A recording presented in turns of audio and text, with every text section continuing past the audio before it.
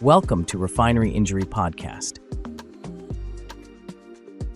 Hello, everyone, and welcome back to the Refinery Injury Podcast with Brooks Harrison. Brooks is a Texas trial attorney dedicated to representing refinery and plant workers who suffer catastrophic injuries in explosions, fires, and chemical accidents across the South. I'm Sean O'Connor, and today Brooks and I are talking about what really happens when refinery equipment isn't maintained the way it should be, and how those failures put workers at risk. Brooks, good to see you. Thanks for having me, Sean. Good to be here. Bad. This is, accidents happen. Refinery work's a dangerous profession, and I know refineries rely on miles of equipment that's constantly under stress. When something does go wrong, what kinds of failures do workers tend to witness right before an injury? That's actually a great question, and something I hear almost in every case is the workers actually knew something was off. They just their impressions out at the refinery, something just didn't seem right. So they see it coming, especially in the seconds before it hits, and there'll be some sudden whistle or a hiss or unexpected rattling or vibration. Usually a compressor pump or pressure gauges spiking or dropping on a line that was supposed to be isolated. Steam, hydrocarbons coming out of the line, vapor puffing out where it shouldn't, and oftentimes there will be alarms. There's alarms throughout the facility and the units, and so many of those alarms have a tendency to go off frequently, and most of the time there's nothing there, and so that alarm that's been going off the last 30 seconds, whenever you're tired, sometimes you ignore things, and that's a very serious consequence coming from there. So other times it's visual, and you actually literally see the steam coming out, like in the BP case that I worked in significantly for years. The hydrocarbons and the steam where everybody was seeing it. You really can't see the hydrocarbons, of course, but the steam and the processes that are engaged that are creating the hydrocarbon release, that was all there, and it was ignored. At the end of the day, the common thread is that equipment is screaming something is wrong, but the noise, the schedule, the rush, and the maintenance has already checked it, and it sometimes gets ignored, and then that's when really bad things happen. Interesting what you were talking about there, where you've got workers, technicians out there, and they're kind of intimately familiar with how things are supposed to. You said feel. There's a sense of something's amiss, right? It wouldn't necessarily have shown up in a test from yesterday. And I know that some issues obviously build slowly, and then others, they happen in an instant. I'm curious, what problems do you see most often with, say, valves, lines, compressors, or other high pressure systems? The biggest and most repeat offender, it's the valves, and we have gate valves and ball valves primarily all throughout the facilities out there. That's what decreases or increases or shuts off the flow of product, and oftentimes valves can get corroded, or the packing becomes essentially frozen, and a valve you think you have completely closed, it may not close all the way these days. Also, lines, pipelines, the pipes that run the product through the processes. Yes, those are supposed to be checked. Yes, there's OSHA regs all over the place on everything, and they're supposed to be, but oftentimes we find out through litigation that they're actually not. Lines fell from internal corrosion, external thinning, and that really no one ultrasonically tests those every single day, or specifically even weekly. So things happen. Compressors and pumps, they blow seals. Especially bearings. Bearings wear out all the time. They corrode as well. And when things just go unchecked, that's where bad things often happen. And We often see flanges and welds and where things are connected.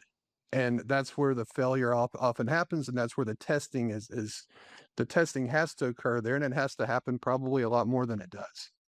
Got it. Yeah, I mean, I think uh, I growing up with a family in my neighborhood. The dad was in. He was a car mechanic, and his advice was like, be a mechanic because equipment breaks, That's it.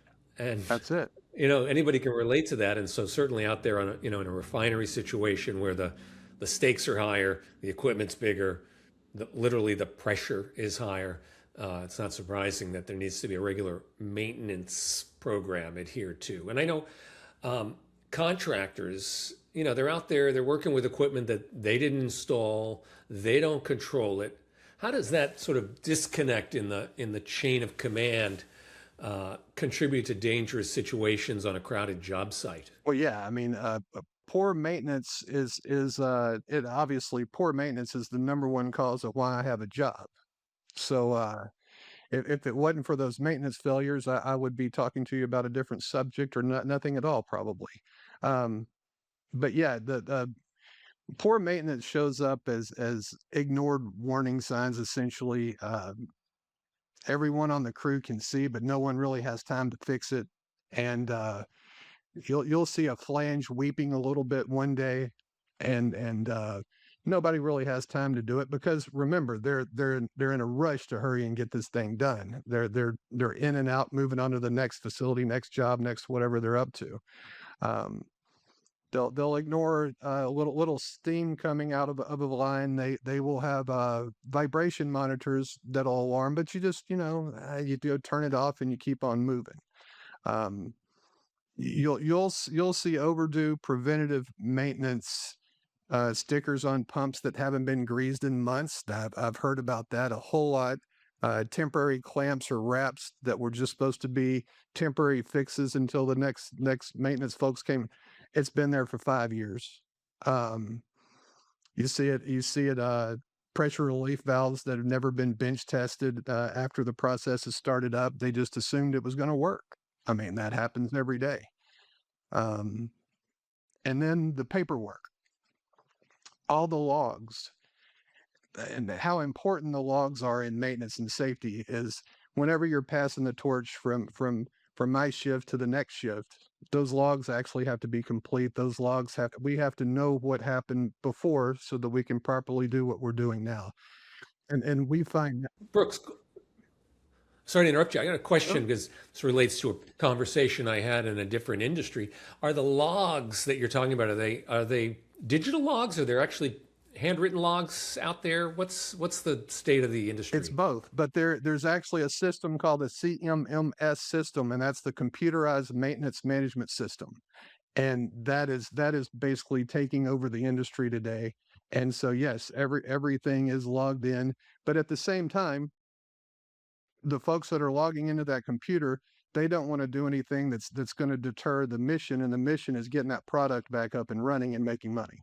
When we talk about contractors out there, are we talking about contractors as a job title or contractors as in independent contractor, like they're out there on a contract? That's exactly what it is. When we talk about contractors in relation to refinery work, we have what we call the stationary folks, and the stationary folks are directly employed by the facility.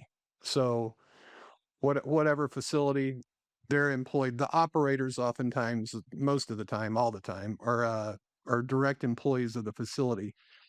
Contractors are primarily the maintenance folks. That's who comes out and does. I mean, that's who's doing the maintenance. That's who's doing the bulk of the turnaround. There's such specialized uh, gifts that these folks have that you really can't afford to hire them 24/7, and you don't really need to hire them 24/7. You bring them in during a shutdown.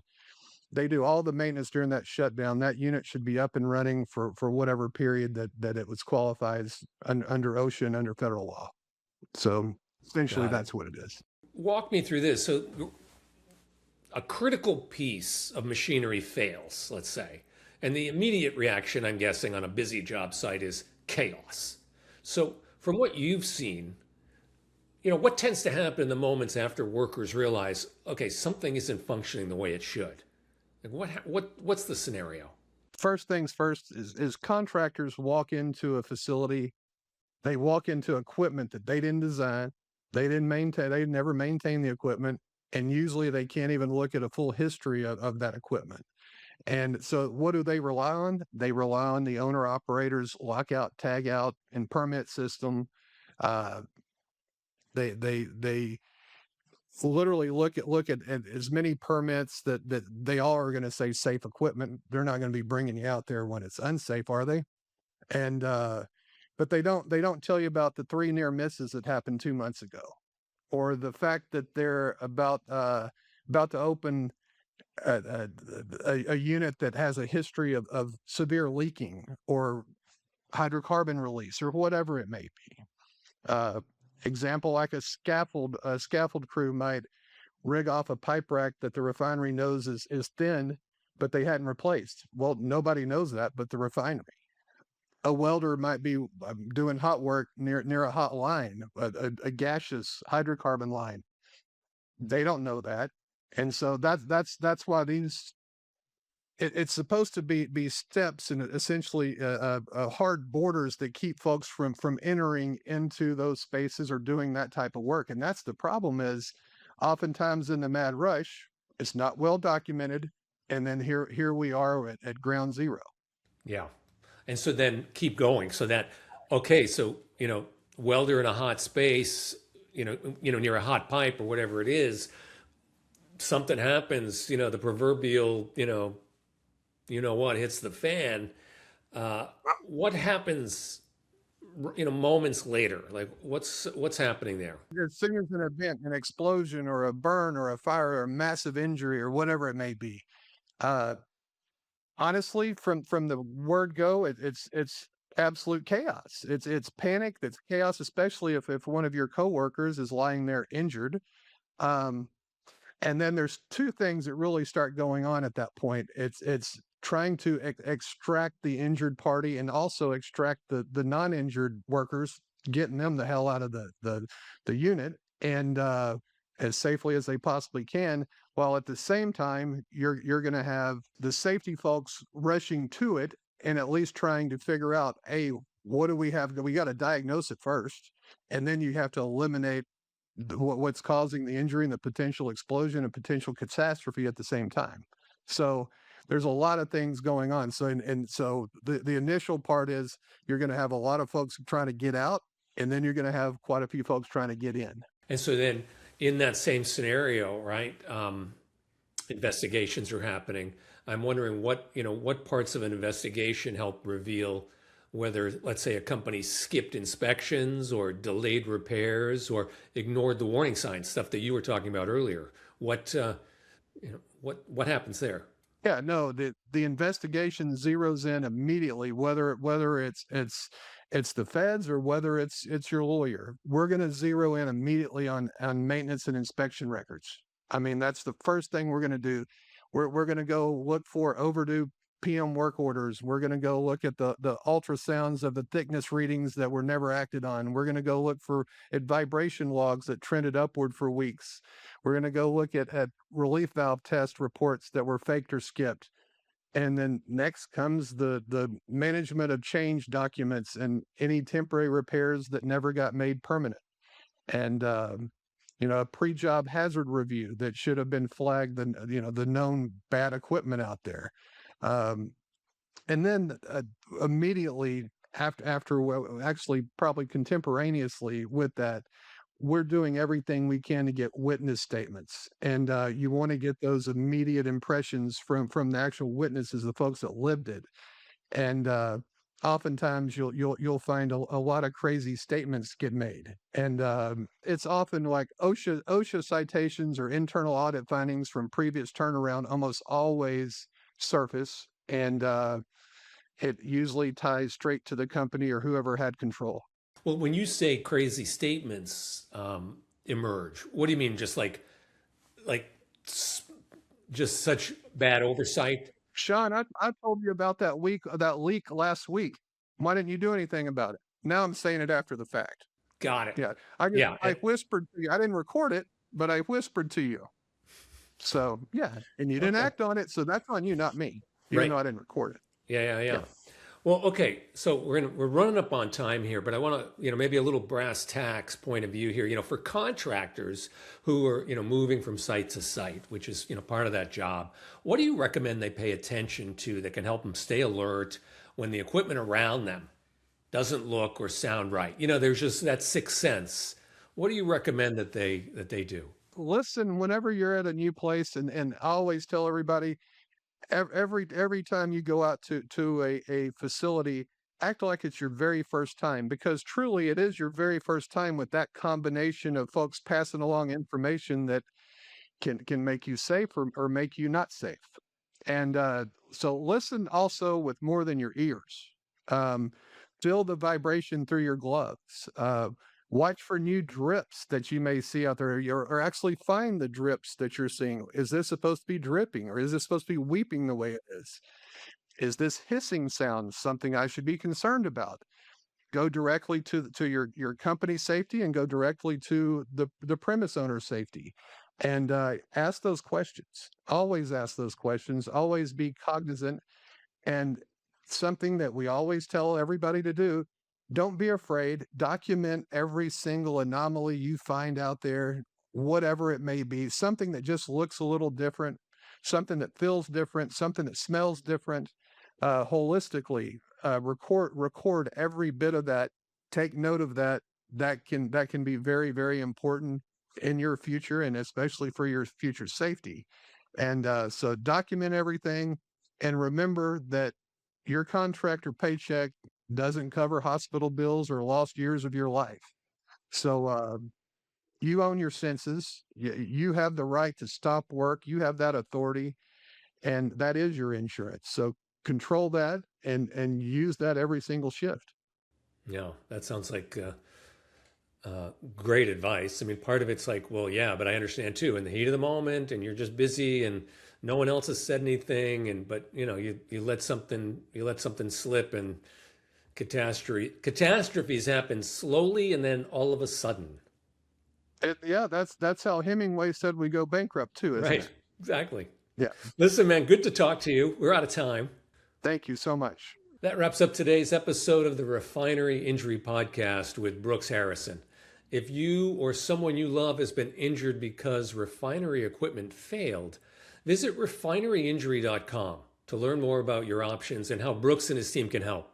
Thanks for listening. And as always, don't forget to like or leave a review and subscribe to the show so you don't miss the next episode. I'm Sean O'Connor. Have a great day. Thanks for watching. Be sure to hit that like and subscribe button and leave us a review in the comments.